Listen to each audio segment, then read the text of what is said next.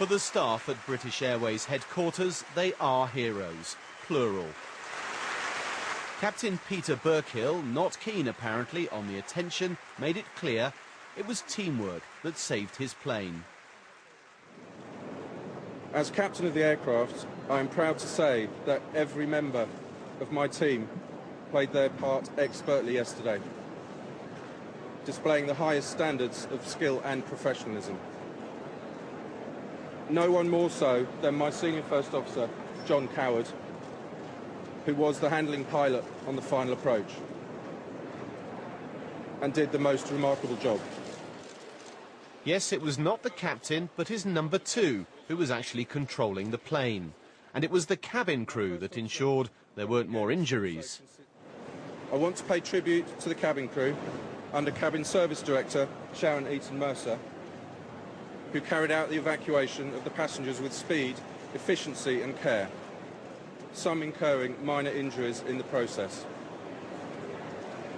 It was typical of Sharon's selflessness that she took time to check that we on the flight deck were all right before going down the chute herself. Thank you. British Airways would not have put its crew in front of the cameras if it thought they were going to be criticised by investigators.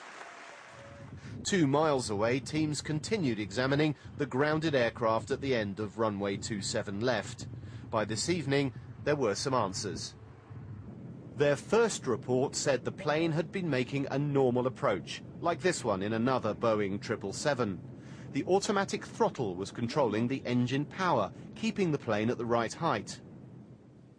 At 600 feet, the auto throttle, these levers in the centre of the cockpit, demanded extra power from the 2 engines. There was no response. The pilot switched to manual. Again, no response. As the speed fell, the aircraft crashed, 1,000 feet from the runway. The reason, perhaps not a failure of the engines, but other systems. The Air Accident Investigation Branch wording was very clear. It was a failure of the engines to respond to the inputs, so they'll be looking at everything from the flight deck through to the actual engines to look at possible failure modes. It's likely the crew of BA Flight 38 realised straight away what had happened and were able to tell crash investigators right from the start.